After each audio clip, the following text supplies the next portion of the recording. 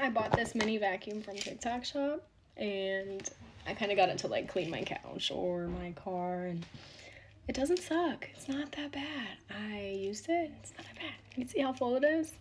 I'm gonna post a video of me using it.